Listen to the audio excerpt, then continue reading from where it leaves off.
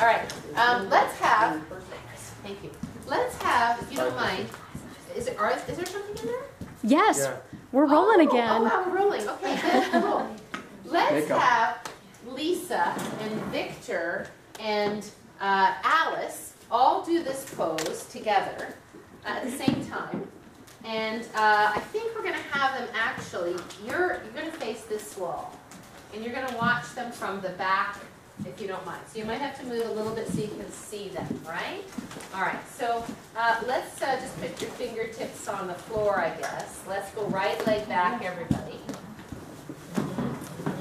Because we're going to come to crescent pose from here, yes? And they're going to do it together. Let me come in the back because I want to see it from the back. All right, as you're ready, sweep your arms forward. Come on all the way up into crescent pose. Press the right heel back as you exhale. Okay, so now go ahead and now you know what you're doing. You go ahead and do the pose and we're going to watch you.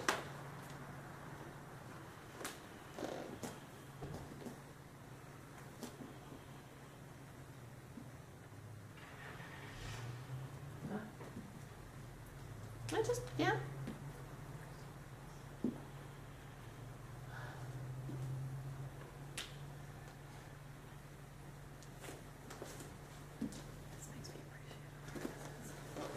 Good.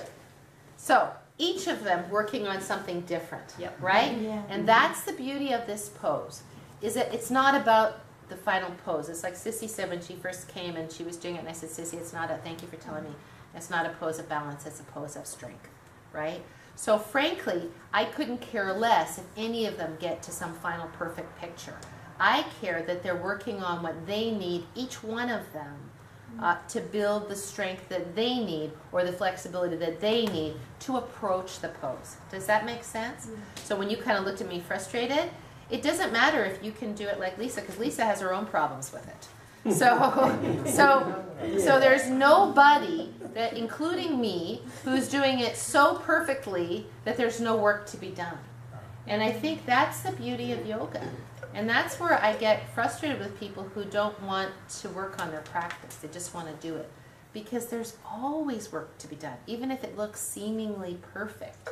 Then let's add something to give you something else to do, you know? So, so Alice, is that your knee that's... Actually, it isn't. It's your other one? Okay. So for Alice, her job would be to work on just that approach, right? Getting deep, taking the foot an inch off the floor, stepping back. It really would not be, I should go in front, right? It really would, thank you so much. And maybe I'll ask you to do it, I don't know, we'll see.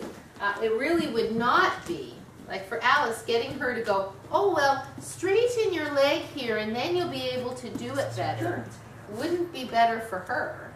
Because she's never going to develop the strength in her hips to do this by standing here like this. It's not going to happen.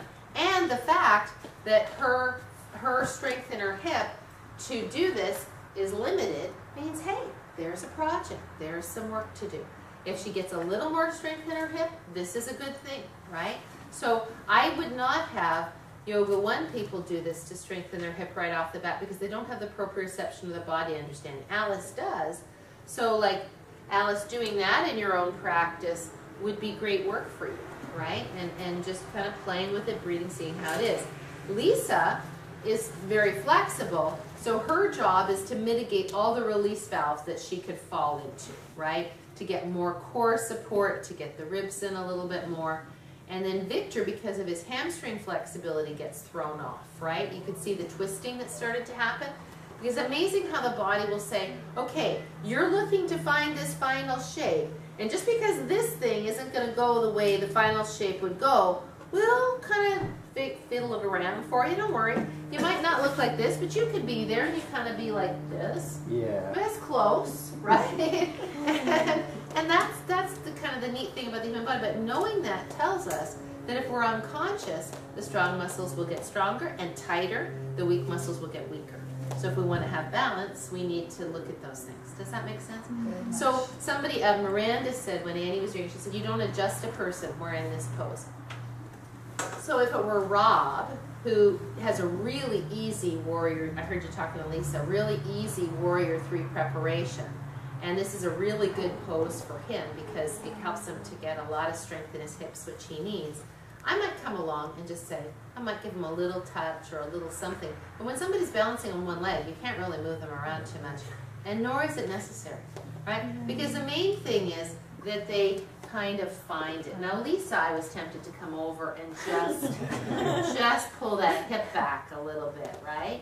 But if we remember that the coming in, coming out, and the action, the practice of it is more important than the final pose, we will teach this well. And I think it's fun because it's not so like one way, right? Everybody's working on their own thing, but you have to go over the principles.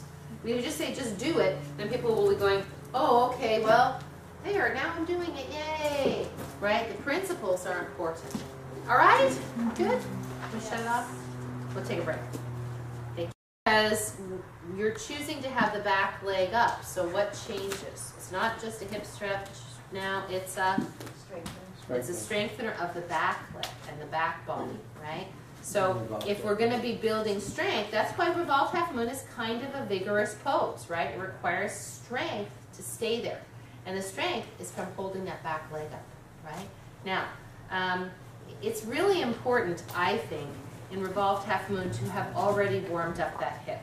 I would not use that pose in the first sequences because you want to put in some revolved triangle or some revolved high lunge or some pigeon or standing pigeon first so that when you start to rotate, there's some give there. Otherwise, you're just going to feel locked, and then what are you going to do? If I go like this, and I'm locked because this is barely warm, right? I'm going to start to turn my torso more, right? Instead of keeping that spiral action. In this pose, the free hip does drop. It doesn't mean, this is a great point. So this hip comes down, but the leg stays high, right? So the temptation here is as this hip drops to drop the leg, right? But what the beauty of this pose is that the leg stays up even though the torso is rotating. Does that make sense? Mm-hmm. Yeah? Okay. So this is one of those poses that is not as precise as some poses. Like you notice that when I did that, my foot turned out slightly. Maybe you didn't notice, I did. And so for me, I get better hip action and when I turn my foot out slightly, if I allow it to go. I could absolutely lock it down and be really hard on myself and say, you must have that foot straight, but it puts pressure on my knee. So for my body, in this pose, when it comes to these deep, deep poses, as long as it's not hurtful, you know, an adjustment like that, like sometimes I do it, sometimes I don't. It depends on my hips. Yeah? Now tell me, when I'm here, and my hand's a little bit behind my shoulder, are my shoulders and my hips and my foot level? Back foot's going down. Which Oh, your shoulders How are. do you know? Am I making a T? Yes. Yeah. Yes. Yes. Your bottom are. With your hips and No, your with the head to the heel. Is it parallel to the Yes. floor? Yes. Yeah, yeah. Yes. Okay. So for me, that's really hard to feel. Like I can pretty much get it. But if you had said your heel needs to come up a little bit, I would have gone, oh, okay. And sometimes I notice that my leg kind of wanders out to the side because it's quite vigorous to stay there, right? So you're going to get those little drops. And that's where you can help people because this is a Yoga 3-4 pose. This is not a Yoga 2 pose. Right? That's a lot for Yoga 2 people. So that's where you can help people. You can come along, and a very common error would be to see somebody here, and they're turning, and this foot migrates, or this foot is crossing behind. Right. And you can just gently either say, if you're far away, you can say, Victor, right foot more right, or if you come over, you can gently guide it back. If the leg is slagging, one of the things I like to do is just put my hand on the back of the thigh and say, press up into my hand. You know, that's a nice way, very simple, not invasive way to get them to activate the leg. Another common error here is to go around the corner. All of these rotational poses, the common error is to go around the corner. So the person gets here, and then they start doing this, Yep. right? So it's the same, and that's why if you develop the principles with the students, then all the principles apply as you progress up the chain of difficulty, right? So you stay, now for me, because this, if I were just going to stay here, I would keep that block in line with my left foot. But because I'm going to rotate, and because this has to come underneath me as I turn, the block comes in a little bit. In revolved half moon, the block comes in a little bit. Just about, I would say, a block's width in. And that will be variable depending on person. Because once again, once you're in the full pose, you want the weight down that back shoulder blade, right? Not like this. Does that make sense, everybody? Yeah, so you have to find the place, depending on how much rotation you get, where that block placement is. Yeah? What are the common errors, do you think, in doing this besides the back leg flagging? Weight on the Sinking toes. in the ribs, yeah. Weight on the toes again. Weight on the toes, huge one. And usually that's because the block height is incorrect. So you kind of, the classical way to do this is to put your hand on the floor and do it. But I just don't find it that useful. Because for me, I feel like I get so much jamming in here that I don't get good rotation here. So in my own practice, I used to practice with my hand on the floor. I stay up a little higher because I feel much more space, and then I'm trying to actually keep this up out of the joint as I practice rather than sinking down into the joint. Does that make sense? So I'm liking the block for revolved half moon. If somebody came in and they were from another yoga school and they did it, you know, relatively, if they did it like this and it looked like this, then I would offer them a block. If they could do it like I just did, which looks relatively okay with hand on the floor and they were visiting, I would say nothing. And probably even if they were just visiting, I would say nothing at all. Just go ahead and do it. But as long as they're hurting themselves. But because they don't practice with blocks, obviously, where they're from. So they're on like planet no block.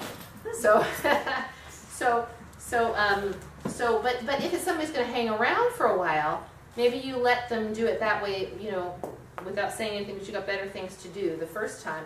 And then maybe you make a general comment about the space in the hip and talk about how the block makes more space in the hip. Now, you know, again, this goes only to Yoga 3 and Yoga 4 students, right? We're not going to probably be doing this with Yoga 2. Although, I think I did it. Did I do a Saturday morning Yoga 2 one time? Do you remember? I might have. Probably. You know, it all goes to who your group is. Because sometimes it's a Yoga 2 class, but you've got all Yoga 3 people in there. Or people that could be moving to Yoga 3. In which case, then that would be okay for them. People who are too afraid to take the power yoga first thing Saturday morning. Right. So they come to the next class. Right. It's like, it is like the kind of, I said that to Bob when I got home, because there were 30 people there Saturday morning at 9:30. I said, it's kind of the power yoga for people who don't want to do a million sun salutations and chaturangas. And I kind of like that. I think it's good. But that said, I can't make it a flow class because we already have the flow class Friday night. And there are some people who are going to come. That's the only time they can get. So I'm just kind of flowing when it feels right. Okay, so how do you teach this pose? Well, it's really the same thing. You're going to walk the blocks forward. Now, you would remind, it's always good to remind something of something you already know. You know how we do Warrior 3 preparation. Revolved half moon is very similar. Now, as you're getting them to get their blocks set up, say, bend your knee.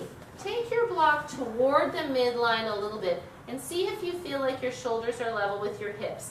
If you feel like your shoulders are lower than your hips, come up on your fist or double your block or get a cylinder. From here, notice where your weight is. Is your weight in your toe? Is your block placement good? So make sure that you have the block underneath your shoulder and your weight towards your heel. Put your right hand on your belly and then turn from the, this is too high for me. Turn from the belly toward the standing leg, or you say toward the left. And then just feel the stretch in the hip and allow that stretch. Bend the standing knee a little bit more. Lift the back leg higher. Very strong back leg. Extend the spine. Put your weight in the baby finger side of your left hand. Now straightening the leg just a little bit. Slide your right arm past your ear and feel the stretch from the baby finger all the way through the hip. To come out, hand down on block, bend your knees, step back, big, smooth, to crescent pose, right? Because the coming in and coming out, very important. Then you could always work, you could do something like warrior 3, put your hand down and rotate, right? All of those things, those combinations become available then. Does that make sense? Okay, good. I'm trying to decide whether or not we should teach this right now. I don't think so. Just keep moving. Yeah. Yeah, I think that's important. Okay. Yeah. I was gonna say, I'd almost get something out of it a little more if we just tried it for a second. Sure. Okay. Instead of teaching, Yeah. it would be the practice. It would incorporate into a body something. Sure. Somatics. Yeah. Yes. All right. Let's do it. Let's take ideas into body. I appreciate that, Victor. And this is good because it makes sense. Never gonna. Okay.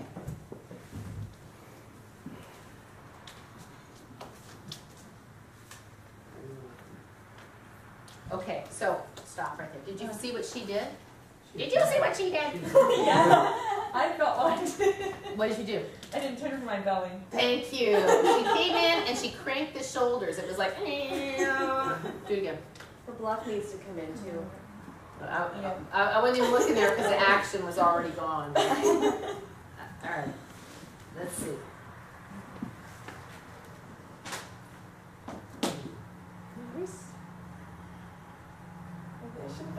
No, this is perfect. Great example. Her block is too high. Look at her back. You see the hyperextension of the spine? Good. Bend your knee, put your hand down. Take that left block lower.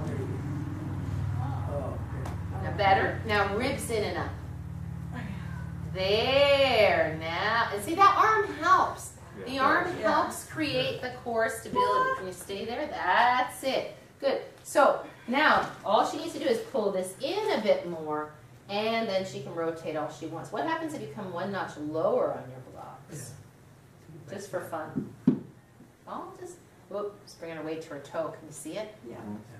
Yeah. So you have to change that block position. Don't strain your hamstring if you feel like it's. This will make it more intense on the hamstring, right? Oh, see those ribs going? Stop that. She's going forward with her. Yeah, weight in your heel. How is that? Is that okay? Yeah. Okay now. Whoops, see how she started to use her ribs to turn?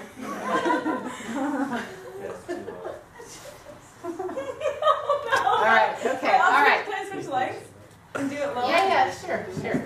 Change legs. Wait, I have to go this side now? Just turn around.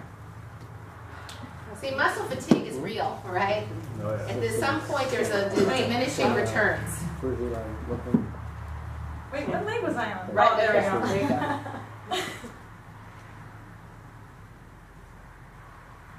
Billy. Oh, nice. Now, right tip of shoulder blade. Put your weight in there.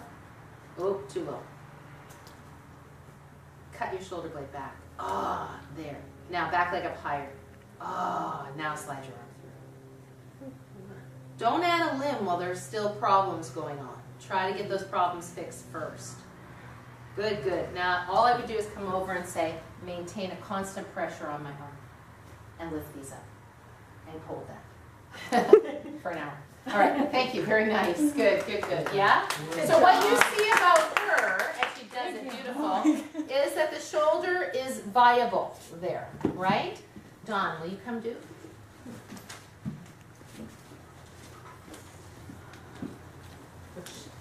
Take the right, if you can take the right leg up, that'd be good, because, if you don't mind, because then we can see better. So don't do anything yet. What do we need to fix first? The blocks are too The close. heel. Right, bring your weight back in your heel more. Ah, good. Now, extend your spine more. Ah, good. Okay. Move your right block slightly midline. Left hand to left hip. Inhale, chest forward. Exhale, rotate. There. Whoop, look at that head coming around the corner. Come on, you shouldn't see me. Yeah, that's it. Good. Squeeze this leg into the midline. Good. Now reach your arm. So if he wants to stay here for any length of time and work, that arm is going to get very tiring. Can you see that? It's not terrible because it is giving him some good lat here, but this is going to start being uncomfortable. So I would say stay in the pose, take your arm out, and work on your hips. He got some good, but here, see, he's getting strength through here by staying, right? I might even say bend your standing knee a little bit more. Now back leg a little higher. And press this into my hand. Straighten. Press this into my hand. Straight. There's always this.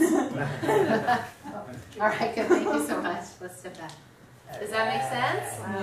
Yeah? All right. Good. So for all of us, we all have our own little things, and it wouldn't be bad when you're working with your study buddy to kind of go over those things, because now you know what to look for. The eye, isn't it neat to see your eye getting developed? Like you know where to look first and where to look second.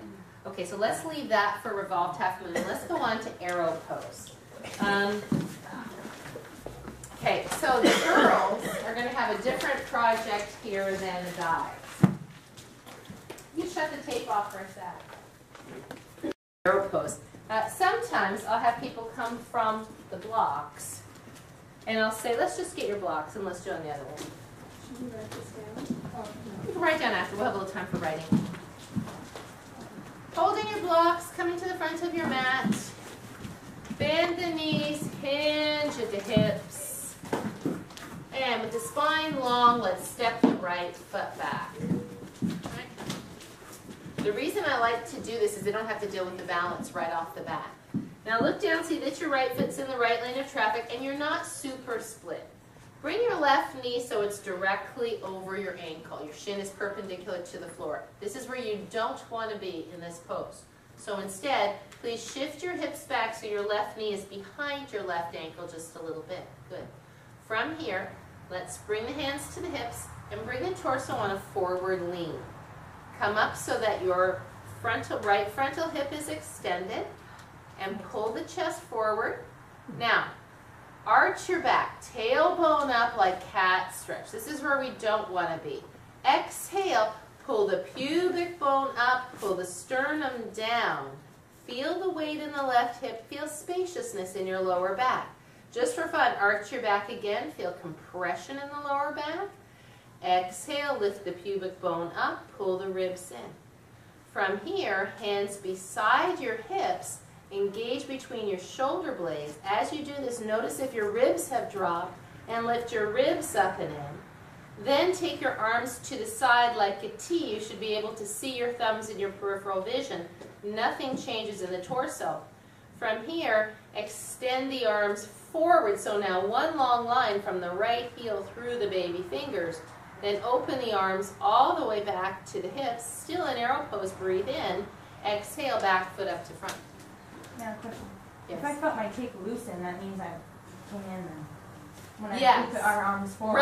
Right. People You tend want to go feel, like this. Right, exactly. Okay. You want to feel it taut, but not overstretched and not loose, yeah? Now, that I realized as I was doing it was more of a kind of yoga 3 thing. Because maybe what I would do for yoga 2, if I was just introducing this concept, you could just practice with that tape on. It's kind of friendly. What is bugging you? Take it off. Take it off, of course. I say, this is what I usually do. I say, so look, if I were standing up in front of all of you and I stood like this, you would really notice that I'm arching my back and that this distance between my sternum bone and my pubic bone is kind of immense. And as you see that the back distance is very short. So you'd say bring your thighs back, that would be stage 1. Lift your pubic bone up, that would be stage 2. And pull your sternum in would be stage 3. And now my rib bowl, my pelvis are stacked over one another. I have a neutral spine, right? If I were standing up, you would notice that. And you'd probably notice it on yourself. However, when we get in this position, and I'll just demonstrate it, and we're leaning forward, gravity will immediately grab the pubic bone and grab the ribs, and we might not notice it because it just feels natural. We'll feel supported here. But when we do this, what happens to the core muscles? Right, they're completely disengaged. So by bringing the torso forward, the guts will fall forward. When we're standing like this, the guts are supported by the verticality, right? So the guts will fall forward, this will open. So if we want to strengthen our core muscles, boom, we make our 13 inches, right? And in so doing, we feel the hip, because when this is going, we'll go into the quad. So now I'm hanging out in my quad here, like this. I feel this in my knee. My quad's not horrible, it's a strengthener, but it's not doing much for this, right? So why not be here, strengthen your hip, then nothing changes no matter what. And you should also feel the glutes engaging down. And this is a particularly good pose for people like Lisa, like me, who are very kind of Gumby. Because we would tend to be there and just be like this, right? Because the hamstrings allow it. And Miranda made a good point. She said, what if you feel your tape go slack? So people who are less flexible hamstring-wise might find themselves, particularly with arms forward, more like this. So it would be better for them to be here or to be here so that then they can keep this elongation, they don't hump. Does that make sense? Yeah? You want to feel a little tension. Yes, you want to feel this in neutrality, Not, right? not stretched and Not slack. Yes, absolutely. Yeah. Isn't that tape a good thing? It is. Yeah. And so where revolved, or where arrow pose becomes a good thing to teach is because it's the transition between every other pose. Right? Arrow pose is mountain pose in any other plane but the vertical plane. Does that make sense? So now, as I'm transitioning from crescent pose to Parshvottanasana, I should feel arrow pose, right? Because now I'm coming forward. Do I want to just come like this? I mean, I could, but I miss the beauty of the transition. The beauty of the transition is the strengthening moment, right? It's like in rock climbing. It's not so hard. It's not as hard to hold on to a hold as to shift your weight and then reach. That's a moment that's really, really hard. And that's the moment where it's very tenuous, right? Once you're already there, just like in Warrior 3, there's not much going on. So if we can teach people to become aware of this, we teach them to strengthen their core in every single class. Does that make sense? Yeah. All right. So I want to shut that off. Thank you for correcting me, because you never know where my brain is going. I don't. All right. So revolved arrow, I would consider, well, yeah, I guess if you're going to teach revolved half moon. But okay, so if you're going to teach revolved namaste or revolved arrow, you would want people that could not have to just step back like this to find it. Because you could do this with yoga too, people, right? It doesn't require much strength. But I would say, if you're going to teach revolved arrow for revolved namaste, you would want people that could come from here and come up, right? Which is a whole different level of skill, right? So this would be like more advanced yoga 2 or stronger yoga 2 people. Does that make sense? So now we find our arrow pose. We keep the sternum and the pubic bone in line with one another. Find your 13 inches. Then, turning from the belly, we rotate the arrow. Where am I feeling the stretch right now? Right. IT band and hips. So this is all the same as all the other revolved poses, right? If you're kind of flexible, the common error is to do this. Yep. Right? There goes the 13 inches. So if you're not so flexible, the common error from here is to do the dinosaur. Right? So there's kind of always the sinkers and the humpers. They have kind of patterns. So you revolve wherever you can like this. If you were just going to, and then let's see how my heel wants to do that. That's not so good. I want to keep that back. If sometimes I do this with our students. Then I have them extend this line. Right? So this is the right line. And then if I add the left line, what does it do? It adds weight, right? So then it makes it more work on the hip, right? So now it's eccentrically stretching, right? It's eccentrically contracting because it's holding weight even as it stretches. Does that make sense? So that's the beauty of revolved arrow. So it's a rotation of the spine. with possibly an extension of the underbody. I call this the underbody right here. And then the addition of the overbody or the outer body, right? And if you were going to do revolve namaste, you would possibly do, well, first of all, you'd have to step back. Then you'd lift up, get your arrow pose, revolve, put the arm down, stack the hands. We did this, Paco, not too long ago, right? Now, can you see my spine? Is it inflection or extension? It's inflection. See, my 13 inches is decreased. So if I start to turn here, which is the common error, the flexion gets greater and I turn into the dinosaur.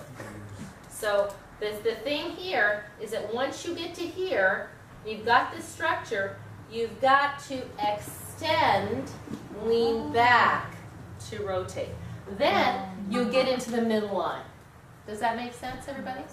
Yeah? So arrow pose, good for everybody. Revolved arrow and revolved namaste, I think, become advanced yoga 2 or yoga 3 poses. Does that make sense? Yeah? And why do I used to teach it like this. I used to have people go like this, put your arm down, get your structure, extend your spine, and go. And now I don't do that because inevitably, as soon as you put that arm down, you start going into the dinosaur. So I like to get the revolution first. It also requires more core strength. Put the arm down, stack, then extend the spine and deepen the rotation. So then if I'm doing this, what is something that we need to note in terms of safety? Now we're not talking about people with injuries and people who are, real big problems. But if I come to here, and now I'm going to add on to this, what do I need to recognize? What am I doing as I do this? Watch.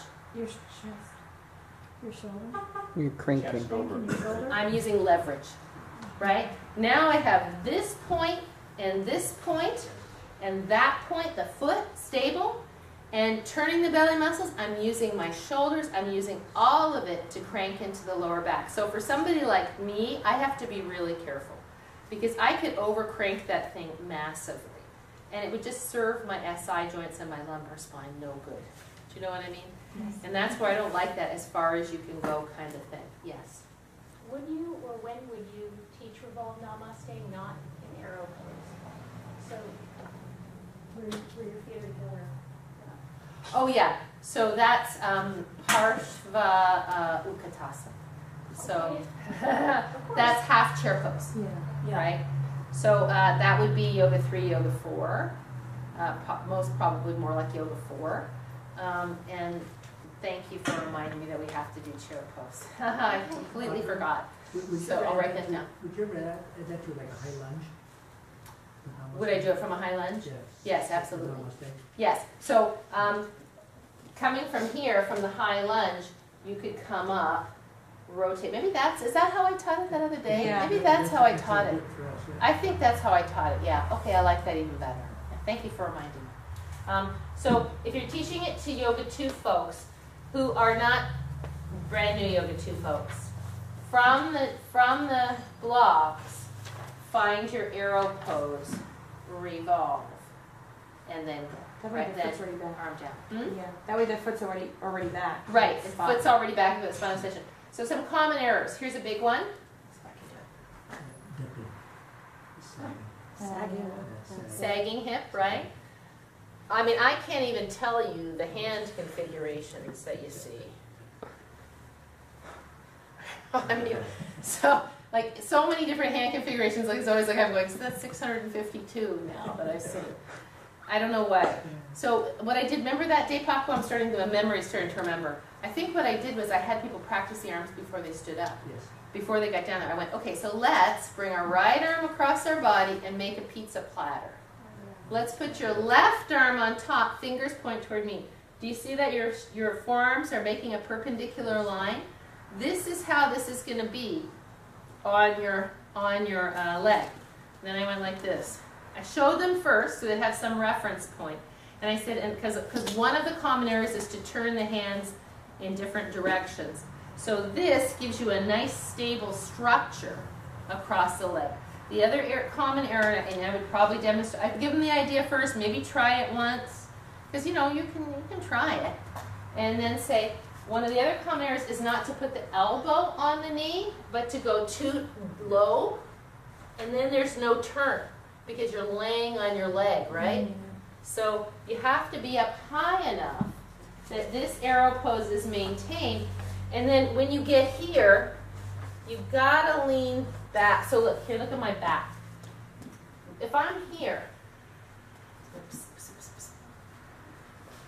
this is good because this will be for your practice, right? If your shoulders are here, it takes you toward this left lane, correct? Watch the action of the shoulder blades if you can see it. So as the shoulder blades come down, it extends the spine, and then you can rotate better. Does that make sense? So it's this. Yeah? How about you each do that pose with one another? Don't teach it, just do it. Because at this point, you got to perfect your own understanding of it before you can teach it. Yeah? So let's do that. Arms come down, shift back, step back, and then you can go. Yeah? But if you're too close, that seemed to be the problem with a lot of people. You're not getting enough distance because you can't have this back hip inflection. As soon as this back hip inflection goes into flexion, which way does the torso go? Down, right? And then you're trying to rotate. So you've got to get, this is Tadasana, right? It's just like you're doing this.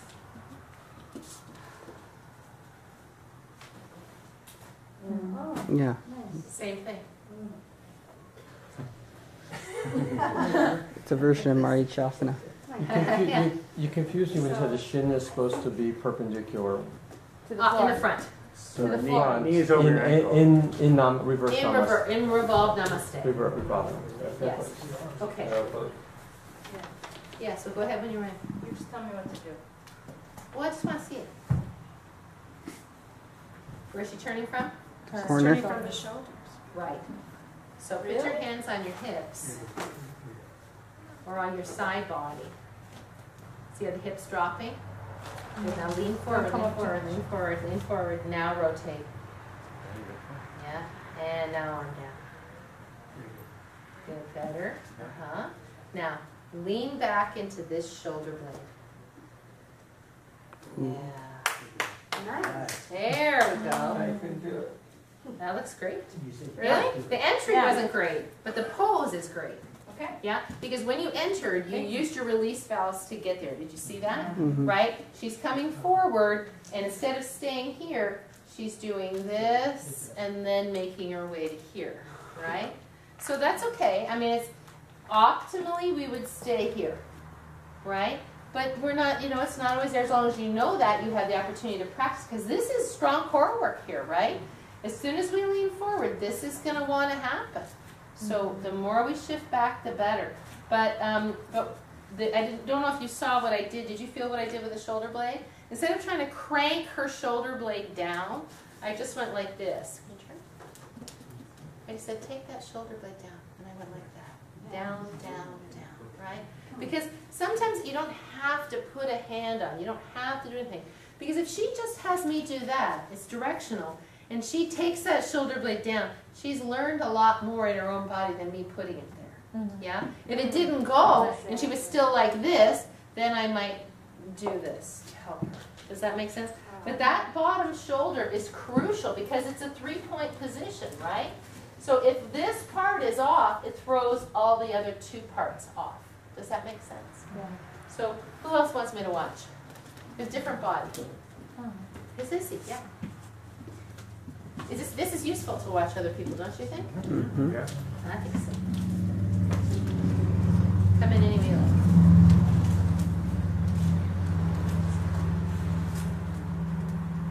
So your right foot, bring it more right. See how the base of support was too narrow? Ah, yeah. So that's why we don't want to do that. Did you see what it was? Come on up for a second. I would put your hands by your side. Now step your, go ahead, lean forward. Now step your right foot way back. Way back. That's it. Good. Lean forward. Yeah. Good. Right heel press back. Now extend the spine and rotate. Ah, different work. Good. Now put your right arm across. Stack. Now can you step your right leg back more? Look, get that elbow on. Can you get that elbow on? There you go. Can you step your right leg back more? Ah, there you go. Now lean back. There you go. Yeah, good. I like it. And then hands down, downward facing dog would be something to way to come out, right? And if you wanted to, how was that? It was good, except it felt like it was really extreme, my foot way back. But did you see that it was right? It was Yeah. right, Because otherwise, you can't have this hip inflection. You know, if this hip was in flexion, you had no space here, because it brings the spine into flexion. So the only way to do this is to get that hip back. Yes. What was I about to say before I said that? Did you get what I was about to say? So the big thing, and it's not like you couldn't do this, but it's a bad habit. And it doesn't strengthen you as well as this, right? Here, this is, if I do it this way, this musculature is turning this, right?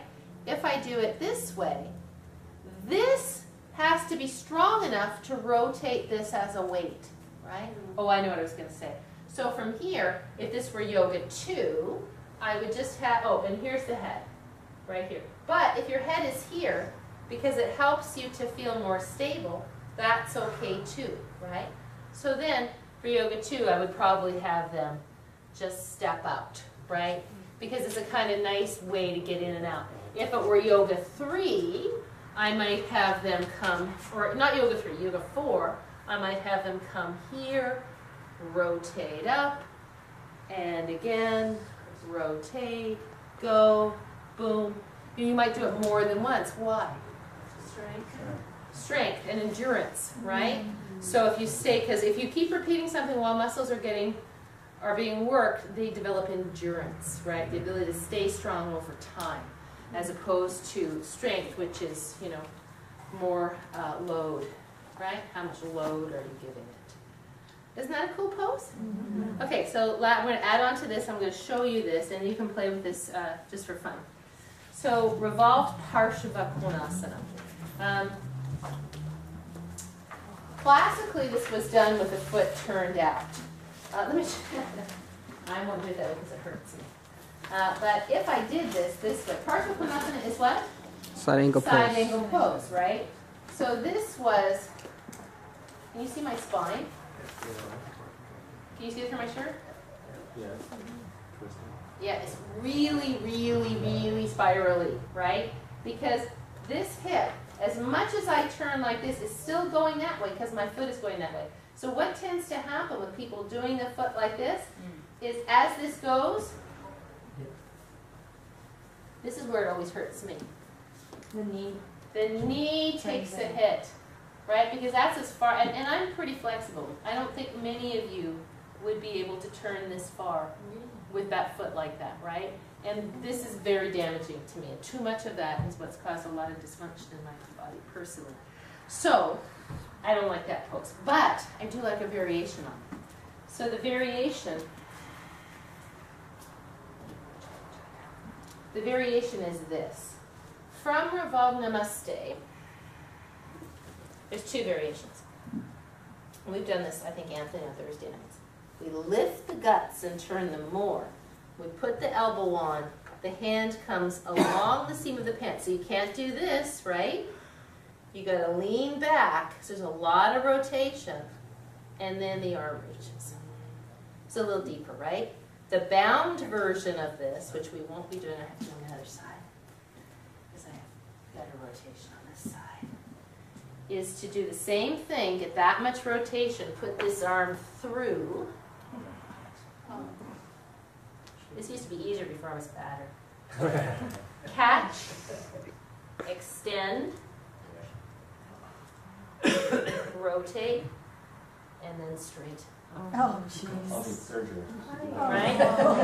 So like, is that useful for most human beings? No. And it's fascinating to do it when you're fatter. Because, I know, I mean really, more things get in the way. So it's harder to get around. You're like, what's in the way here? I don't know. And then what I really feel is I feel a lot more grinding in my head. Because now the only way I can do it is to really rely on my flexibility, crank it around more. And I could feel my femur rubbing up in that hip socket big. And it did not feel good. So like for me, that's really in the realm of circus poses. And I don't see, we've done that here before, but you know, I'm not sure that that's so valuable. However, I think what would be valuable just for fun is for you to do your, now you've just done it, and you don't even have to be with a partner, you can just do it yourself. I'll call you through it. We'll just do it without any wrapping or binding. I mean, the whole word, see down, look at Paco right now, stay there, stay there. What's the problem with Paco right at this moment? What does he need to do? Step back more. Bend your front knee more. Always the step back more goes with the bend the front knee more. Now he can rotate better. Doesn't that look beautiful? Yeah. Wow, love it. Yeah, it's further than you think that you have to step back. Yes. So now as you go to do this, sissy. Oh yeah, you're right. To bind, you have to flex the spine and then you can extend it, right? So wait, what are we doing? We're not doing the binding. We're just going to do the revolved Parshvakonasana modification, just for fun. You've done this before. I haven't done the binding. We're not going to bind. We're not going to bind. It's the other way. It's over. It's left arm over, right arm behind. That's it.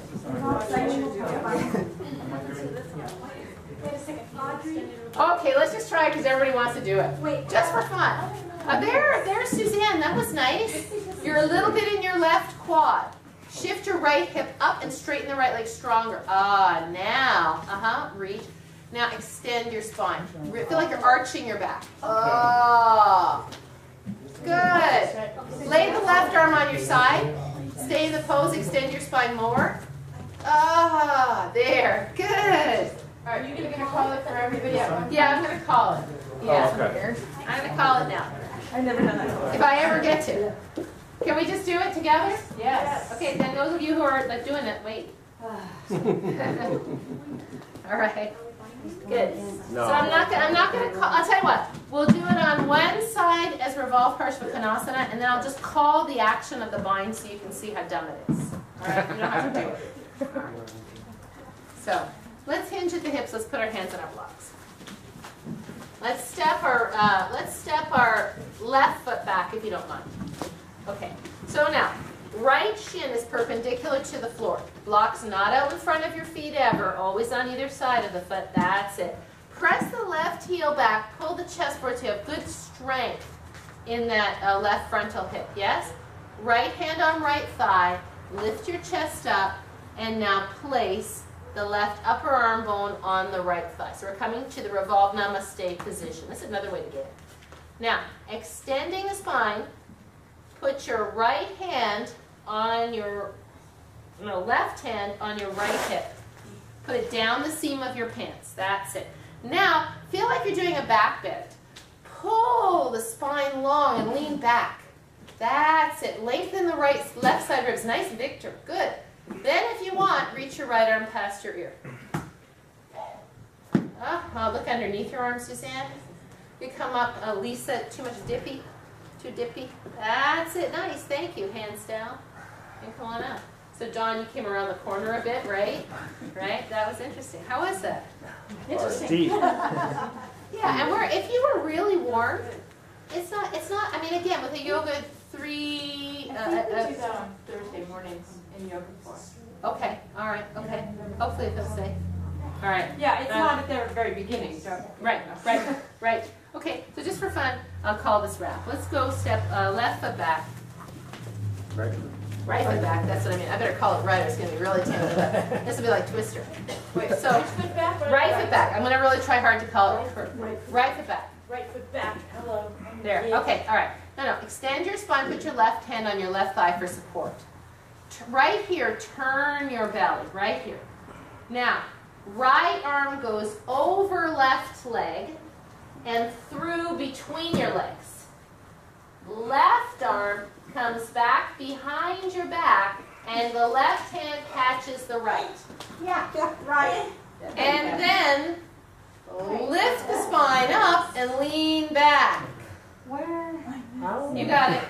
Yeah, you're right. Really? Yeah, that's it. Yeah. Who's got it?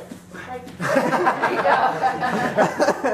Don't put this on our Facebook page. Yeah, you got it. That's it. That's it. You're right. It's a long way to go. Yeah. That was So what does it require? I'll show you what I do to cheat. I push this knee in. If I push this knee in, this is like if you look at Marichiasana that's what I was with Iyengar, how he has that knee pushed in, right?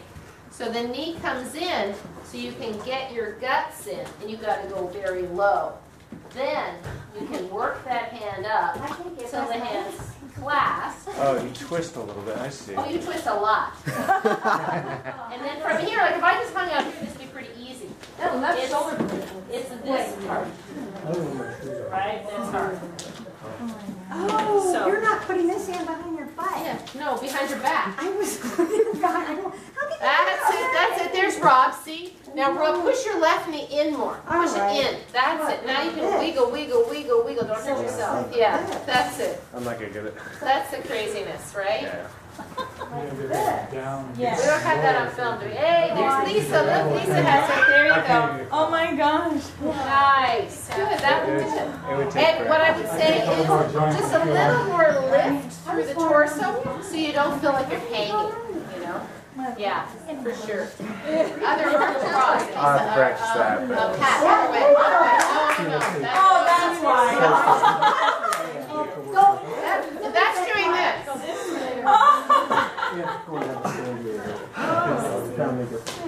Yeah. All right, gang, let's come to some finishing place. I want to talk about a couple things and then we're going to finish. Real quick. All right. You're even going to get to go early. Good. All right. So we will go to the other flexion extension standing poses. What was one that somebody mentioned? We're going to put Utkatasana. Karen. Yeah, okay. You can use it as Oh, boy. All right. So, Twisted. What was that called? yes, and Paravrita Utkatasana, yeah.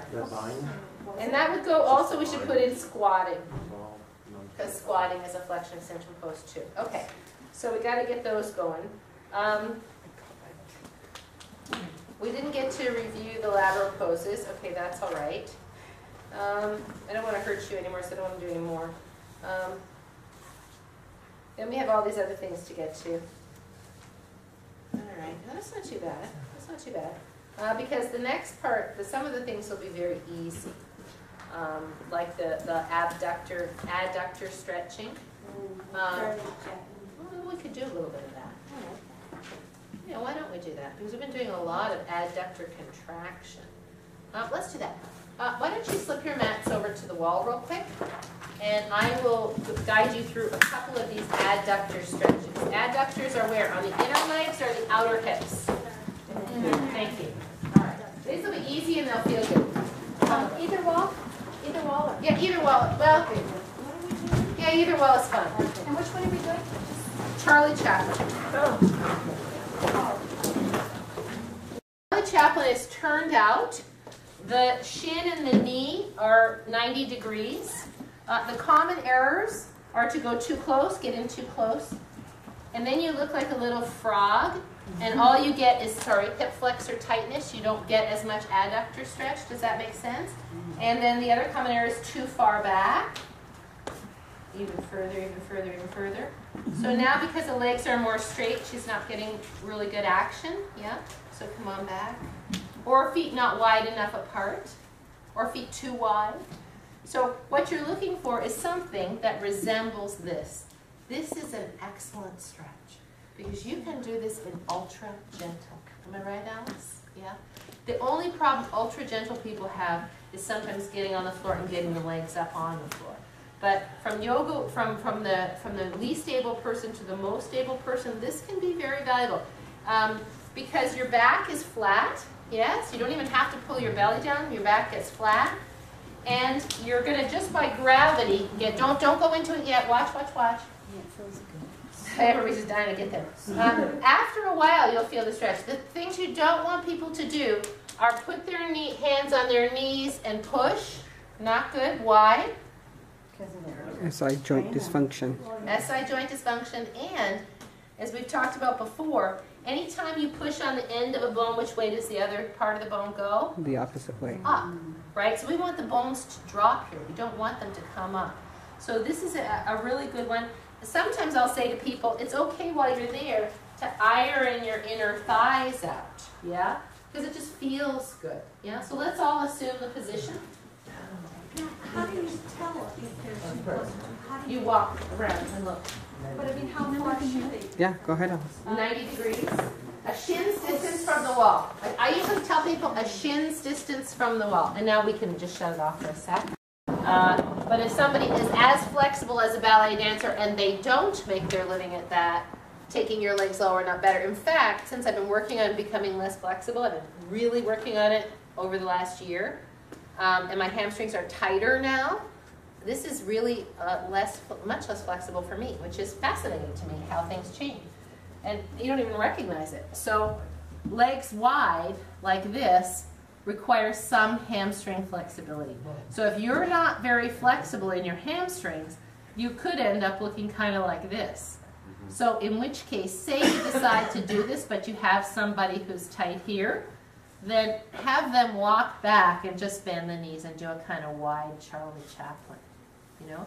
So let's now sit, and okay, so if you're going to teach people to put their legs up the wall, and they've never done it before, you say, this is the way you put your legs up the wall. Sit on the edge of your mat with your hip right at the wall, using your hands to support your torso, roll and swing the legs up the wall. Right? If it's older people, we support their shoulders as they come down if we're going to do Charlie Chaplin. Even if they're here, we have them like as they make this way, but we don't have really old people put their legs up and do that. Do you know what I mean? If I have somebody, because I actually had somebody, an ultra gentle, heavy-set lady, who just rolling over to her side cracked her rib. So, you know, that's not so good. Thank goodness it wasn't, you know, anything that was because of what we did. So hip to the wall, legs up, and then just, you know, arms up, wherever it feels comfortable for you. You should not feel your back arch. Okay, let's try it. Maybe I start them on their back just to get the feeling. I reach one leg out. And it doesn't matter if their leg gets straight, but it's that they get a stretch here. What is counterindicated is if the person is inflexible and they do this. Why? And this happens all the time. So if I was teaching a whole group of not very flexible people, I probably wouldn't do this pose. Because this is how it would end up, right? Because see how this leg is pulling this side of my pelvis this way while I stabilize this side of the pelvis this way? Not so good. So then I would have them bend the knee, and just reach out where they can't. They'll get plenty of stretch here. Does that make sense? So there's this. There's also doing this on a bolster, but when we get to more stuff on the floor, I'll write down right now that you can do this on a bolster. But this is an easy thing that you can do on the floor that feels good, right? Legs up and wide, knees wide, on the back, spider feels good. You want to try that, please? Go. So good. Holding your knees from the outside, separate them in a V shape. Separate the thighs till they make a V shape. Keep holding your left knee with your left hand, but put your right hand underneath your right thigh to hold the back of the thigh. Breathe in here. Exhale, stretch your right leg out towards your right ear. If it gets to your ear, a bell will ring. Feel the stretch in the right. Do you feel the stretch in the right inner thigh and the right hamstring? Yes? Yes. Now bend the knee again and hold the right knee with the right hand. And as you stretch the left leg out to the left side, watch that the left leg isn't pulling you off your center. You're not falling off your right hip to the left. You want to stay centered in your pelvis here. And then just on your own breath, switch twice more. Are the feet relaxed? I would reach out through the heel. Yeah, you don't have to make it rigid, but just a little bit of reach. And can you perceive this as upside down spider? Sort of the same practice, right? A Some different angle. differences, yeah, but we're in a different plane. Right, nice, good. Thank you, hug insert. There are the dates. Over the Christmas and Thanksgiving holidays, I'm going to pull our syllabus together because that's the one that says flexion extension poses for ultra gentle, yoga 1, yoga 2, yoga 3, yoga 4, right? Because then you'll have kind of more of an overview. And we're going to keep progressing on, you know, working on directions of movement. I mean, we're doing all the poses that involve flexion of the hip. Then we'll do poses that involve extension of the hip. And we'll keep doing that until we're done. And then we'll start linking them and sequencing them. Yes? However, in January, I'm thinking the first class of January, what I'd like to do is have a class on assisting. So, because I've seen you, some of you, in the back, kind of hungrily looking at hips that are twisted and feet that are in the wrong place and wanting to go and do something about it. So I think we should let the beasts loose. So I think what would be good is if we go over, because in the beginning, I don't want you to assist on things that we haven't covered, right? But you can assist on things that we have covered. And I think if we have people, at least if we have one assistant in a class, no more than one, and what we'll do is we'll work out a system where you say, can I assist at Yoga 1 on 6 o'clock on Friday or whatever, then you'll be in the class and you'll walk around and you'll make adjustments and help on the things you know. I'm not going to invite you to start adjusting shoulders if we haven't gone over adjusting shoulders yet. Does that make sense? Because I think there are plenty of things that you could all do, and especially after we get through the next 2 classes. And then if we have a class, I'll have, these are the things I'd like you to look for. Anything else, you know, don't go there yet. And it doesn't mean that you won't quite quickly over time. In each class, as we're doing the classes, I'll say, hey, this is something you could do if you're assisting. This is something you can do if you're assisting. Because you know what this does? Is that it gives you such a heads up on these supposed teachers who are just learning how to do the poses themselves because they have no eye. They have no idea what to look for when they're actually with real people. And I can see your eye developing now as you're watching. So we'll go over proper etiquette for assisting because I mean, some people are really happy to have assistance, other people hate it. I remember when I used to assist Eric Schiffman, and this woman would come, every time I came by her, she would just, I'll never forget her face. She would give me this evil-eyed look like, if you touch me, whatever, I don't know. And yet then, I don't know, it was at Yoga Works. I don't know, when was the last time I was at Yoga Works? 150 years, no, I mean, maybe 6 months ago. I ran into this woman who was in Eric Schiffman's class like in 1988. And she said, oh, I remember when you were assisting. You were such a good assistant. I always liked how you helped me with this. Now, isn't that amazing? That's like 30 years later. Wow. So if you're a good assistant, you know, it'll be good. But we need to go over how to do that so that you won't be a pest and you'll be helpful. And people will feel, good about having assistants in the class. I will feel very good. Because it makes it easier for me. I will be sitting on a chair and having a latte.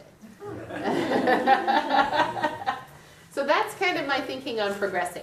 And once we get that going, then the next step is to have you teach sections of classes, right? So I think we're in a good direction. It's a lot. My request is you practice everything that we're working on and that you teach it to your partners. And if you have study buddies, please catch them up. And I'll send out... I mean, there's not that much homework between now and next week. It's go over what we did. Yeah? All right. Very good. Did you know, are we